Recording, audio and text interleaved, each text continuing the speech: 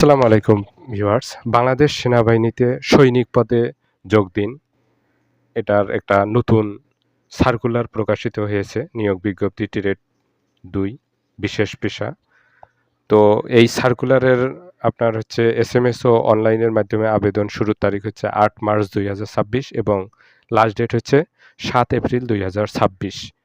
এই সার্কুলারে কি পোস্ট রয়েছে এবং কি যোগ্যতা চাওয়া হয়েছে, কিভাবে এসএমএস করবেন এবং কোন জেলা প্রার্থী আবেদন করতে পারবে, আবার কোন জেলারগুলো করতে পারবে না, সব A to Z আমরা এই ভিডিওতে আলোচনা করব। কাজেই ভিডিওটি স্কিপ না করে শেষ পর্যন্ত দেখলে আপনারা সঠিকভাবে জানতে পারবেন এবং বুঝতে পারবেন। দেখুন, ২০২৬ সালে বাংলাদেশ সেনাবাহিনীতে সৈনিক পদে টিরেট ২ বিশেষ পেশায় পুরুষ ও মহিলা প্রার্থীদের ভর্তি কার্যক্রম নির্ধারিত সেনানিবাসে অনুষ্ঠিত হবে। শুধু যে পুরুষ প্রার্থী ছেলেরাই আবেদন করবে এমনটা না, মেয়েরা অবশ্যই আবেদন করতে পারবে যাদের যোগ্যতা আছে। আবেদনের বিষয়ে দেখুন যে একজন প্রার্থী যোগ্যতা সাপেক্ষে টিরেট ২ বিশেষ পেশায় আবেদন করতে পারবেন। এখানে সর্বমোট ৩০০ টাকা, ভর্তি পরীক্ষার ফি হচ্ছে ২০০ আর অনলাইন রেজিস্ট্রেশন ফি বাবদ ১০০, অর্থাৎ ৩০০ টাকা কর্তন করা হবে। এবং টেলিটক সিমের মাধ্যমে প্রথমে ফার্স্ট টাইমে আপনাকে এসএমএস করতে হবে। ২টা এসএমএস ৩৬ টাকা সম্ভবত, এবং টোটালে আপনাকে ৩০০ টাকার উপরে ব্যালেন্স রাখতে হবে টেলিটক সিমে। তারপর দেখুন টিরেট ২ বিশেষ পেশা এর পেশাসমূহ: কুক, মেস, তারপরে কুক ইউনিট, কুক হাসপাতাল, batsman, painter and decorator, carpenter এবং টিন স্মিথ। তো এগুলো হচ্ছে পেশা বিশেষ। আপনারা যে পেশাতে করবেন সেটা আগে সিলেক্ট করবেন। যোগ্যতা এটা খুবই ইম্পর্টেন্ট। বয়স দেখুন ১ ফেব্রুয়ারি ২০২৭ তারিখে ১৭ বছরের কম এবং ২২ বছরের বেশি হবে না। একজনের ধরেন বয়স হচ্ছে ১৭ বছরের কম, আবার হচ্ছে ২২ বছর ওভারটেক হয়েছে বেশি, সেক্ষেত্রে হবে না। আর এটা ১ ফেব্রুয়ারি ২০২৭ তারিখ দিয়ে আপনাকে হিসাব করতে হবে। এক কথায় ১৭-র কম হওয়া যাবে না, আবার ২২-এর বেশি হওয়া যাবে না। তারপরে দেখুন শিক্ষাগত যোগ্যতা হচ্ছে এসএসসি বা সমমান পরীক্ষায় কমপক্ষে জিপিএ 2.50 থাকতে হবে। 2.50-র কম থাকা যাবে না। জিপিএ 3.00 ও ততোধিক জিপিএ প্রাপ্ত প্রার্থীদের যোগ্যতার ভিত্তিতে টিরেট ১-এ স্থানান্তর সুযোগ রয়েছে। আচ্ছা, পেশা দেখুন কি বলা হয়েছে। কুক পেশায় যোগদানে আগ্রহী প্রার্থীদের রান্নায় পারদর্শী হতে হবে। ব্যাটসম্যান পেশার ক্ষেত্রে বাদ্যযন্ত্র এগুলো চালনায় দক্ষতা থাকতে হবে। তারপর হচ্ছে কার্পেন্টার পেশায় যোগদানে কাঠমিস্ত্রির কাজ জানতে হবে। টিন স্মিথে ঝালাইয়ের কাজে পারদর্শী হতে হবে। এভাবে যে পোস্টে আবেদন করবেন আপনাকে সেই পোস্টের অভিজ্ঞতা থাকতে হবে। শারীরিক মান: উচ্চতা হচ্ছে ৫ ফিট ৫ ইঞ্চি পুরুষ ছেলেদের ক্ষেত্রে, আর মেয়েদের ক্ষেত্রে হচ্ছে ৫ ফুট ১ ইঞ্চি। আর ওজন হবে ছেলেদের হচ্ছে ৪৯.৯০ কেজি অর্থাৎ ১১০ পাউন্ড, আর মেয়েদের হচ্ছে ৪৭ কেজি অর্থাৎ ১০৪ পাউন্ড। বুক হচ্ছে স্বাভাবিক অবস্থায় ছেলেদের ০.৭৬ মিটার অর্থাৎ ৩০ ইঞ্চি, আর স্পিড অবস্থায় হবে ৩২ ইঞ্চি। আর মেয়েদের হচ্ছে বডি স্বাভাবিক অবস্থায় হচ্ছে ২৮ ইঞ্চি, আর স্পিড অবস্থায় হবে ৩০ ইঞ্চি। আর চোখের মান ছেলে মেয়ে উভয় প্রার্থীর জন্য ৬/৬ দৃষ্টিশক্তি থাকতে হবে। স্বাস্থ্য পরীক্ষার ক্ষেত্রে দেখুন, স্বাস্থ্য পরীক্ষায় যোগ্য হতে হবে। সাঁতার জানা অবশ্যই আগে থেকে প্র্যাকটিস করবেন। সাঁতার জানা এটা মানে বাধ্যতামূলক, সাঁতার জানতেই হবে। আর বৈবাহিক অবস্থা হচ্ছে অবিবাহিত থাকতে হবে। বিয়ে করছেন বা তথ্য গোপন করছেন এরকম ভুল হলে পরবর্তীতে সমস্যা হতে পারে। তো জাতীয়তার ক্ষেত্রে বাংলাদেশী নাগরিকই হতে হবে।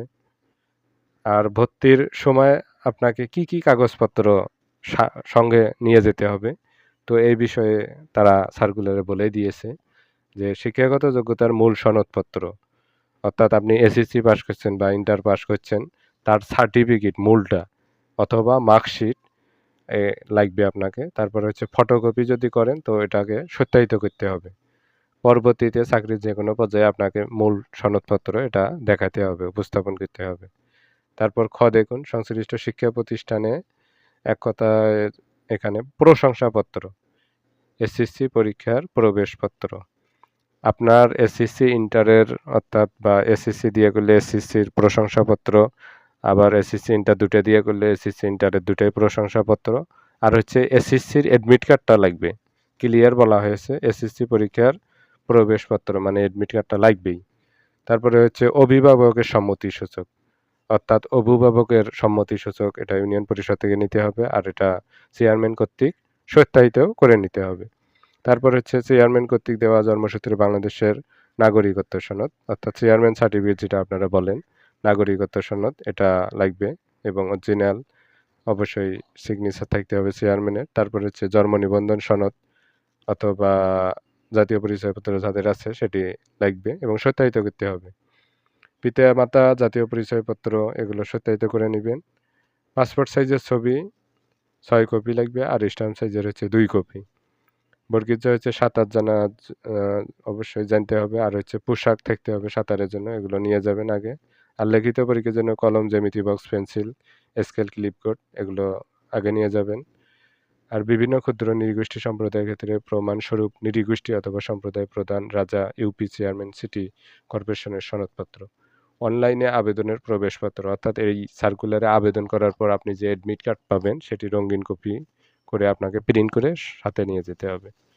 নির্বাচন পদ্ধতির ক্ষেত্রে কি বলেছে যে স্বাস্থ্য পরীক্ষা, শারীরিক পরীক্ষা এগুলো ফিট থাকতে হবে। তারপর দেখুন কি বলা হয়েছে সার্কুলারে, ট্রেডের নাম, ট্রেড কোড এবং যে জেলার প্রার্থীরা আবেদন করতে পারে। কুক ইউনিটে 101 বাংলাদেশের সকল জেলার প্রার্থীরা এই কুক ইউনিটে আবেদন করতে পারবে, সকল জেলা 64টা জেলায় আবেদন করতে পারবে। কুক মেশে ট্রেড কোড 102, এখানে জেলা উল্লেখ আছে, এই জেলাগুলোই আপনার আবেদন করতে পারবে, অন্য কোনো জেলা আবেদন করতে পারবে না। ঢাকা আছে, গাজীপুর, কিশোরগঞ্জ, বগুড়া, জয়পুরহাট, সিরাজগঞ্জ, কুড়িগ্রাম, তারপর হচ্ছে কুমিল্লা, ব্রাহ্মণবাড়িয়া, নোয়াখালী, সিলেট। তো এখানে দেখলে আপনারা বুঝতে পারেন। কুক হাসপাতালে হচ্ছে লালমনিরহাট আর পিরোজপুর, এই দুটা জেলা খালি আবেদন করতে পারবে। আর ব্যাটসম্যান 104, এখানে যে জেলাগুলোর নাম উল্লেখ আছে সেগুলোই শুধু আবেদন করতে পারবে। তো আপনারা আবেদন করার আগে সার্কুলারটা ভালোভাবে A to Z পড়ে নেবেন। আমরা সার্কুলারটার ডাউনলোড লিঙ্ক ভিডিও ডেসক্রিপশনে দিব, আপনারা সেখান থেকে ডাউনলোড করে সঠিকভাবে আপনারা আগে দেখে বুঝে পড়ে তারপরে আবেদন করবেন। ভুল করাই যাবে না, খুব সিরিয়াস জিনিস। তো পেইন্টার, তারপর হচ্ছে painter and decorator, carpenter, tin Smith এগুলো মানে দেওয়া আছে, তো এগুলো আপনারা আগেই দেখবেন। SMS এর ক্ষেত্রে যেটি বলা হয়েছে, প্রথম ধাপ আপনাকে SMS টেলিটক সিমের মাধ্যমে করতে হবে। প্রথম SMS কিভাবে করবেন, সকল প্রার্থী সৈনিক লিখবেন আগে, SAINIK সৈনিক, তারপরে স্পেস দিয়ে 3 লিটার অফ SSC বোর্ড। আপনার SSCর বোর্ড কি, দিনাজপুর বা ঢাকা এইরকম যে বোর্ড আছে সেই বোর্ডের ফার্স্ট 3 লিটার 3টে অক্ষর নেবেন। তারপরে হচ্ছে রোল নাম্বার, SSCর যে রোল সেটা দিবেন। তারপরে পাসিং ইয়ার, কত সালে আপনি পাস করেছেন। তারপরে ডিস্ট্রিক্ট কোড, আপনার জেলার কোড কত। তারপর হচ্ছে T2 মানে ট্রেড 2, তারপর হচ্ছে ট্রেড কোড মানে আপনি কোন ট্রেডে আবেদন করতেছেন। উদাহরণস্বরূপ এখানে দেওয়া আছে এই যে সৈনিক, তারপরে ঢাকা বোর্ডের জন্য DIC, তারপরে একটা রোল নাম্বার দেওয়া হয়েছে, তারপরে পাসিং ইয়ার দেওয়া হয়েছে, তারপরে ডিস্ট্রিক্ট কোড দেওয়া হয়েছে, তারপর T2 আর ট্রেড কোডটা কত সেটা দেওয়া হয়েছে। তো এইভাবে এই প্রসেসেই কিন্তু আপনাকে আবেদন করতে হবে। ভুলভাবে SMS দিলে কিন্তু কখনো SMS আসবে না, বা আপনার টাকা ব্যাক নাও আসতে পারে। তো আপনাকে সঠিকভাবেই মানে আবেদন করতে হবে, SMS করতে হবে। সেনা সন্তানের জন্য কিভাবে করতে হবে, তো SMS এখানে উল্লেখ সুন্দরভাবে দেওয়া আছে, দেখলেই আপনারা বুঝতে পারবেন। দ্বিতীয় ধাপ দেখুন, দ্বিতীয় SMS সৈনিক দিবেন, তারপর ইয়েস দিবেন, তারপর প্রথম SMS এ যে পিন থাকবে সেই পিন নাম্বারটা লিখতে হবে। আর কন্টাক্ট মোবাইল নাম্বার, অর্থাৎ একটা সচল ভালো মোবাইল নাম্বার আপনাকে দিতে হবে, যেটা সবসময় আপনার কাছে থাকে বা SMS ঢোকে এরকম। কারণ আপনাকে SMS এর মাধ্যমে জানিয়ে দেওয়া হবে কবে কোথায় মাঠ হবে, এজন্য সচল ফোন নাম্বার লাগবে। এখানে যেভাবে উদাহরণ হিসেবে দেওয়া আছে সৈনিক, ইয়েস, তারপরে হচ্ছে রোল, পিন, তারপর হচ্ছে মোবাইল নাম্বার, আবার 16222 সেন্ড করতে হবে। তারপর কনগ্রাচুলেশন মেসেজ আসবে। তো এইভাবেই এই প্রসেসেই কিন্তু আপনাকে SMS করতে হবে। আর মহিলা প্রার্থীদের জন্য সৈনিক এটি দিতে হবে, ইউজার ID পাসওয়ার্ড আপনারা ব্যবহার করে তারপরে আপনাকে অনলাইনে আবার বাকি যে প্রসেসগুলো আছে ছবি আপলোড দিতে হবে, সেগুলো করতে হবে। তৃতীয় ধাপ অ্যাডমিট কার্ড ডাউনলোড দিতে হবে। কোনো সমস্যা হলে হেল্পলাইনে যোগাযোগ করবেন।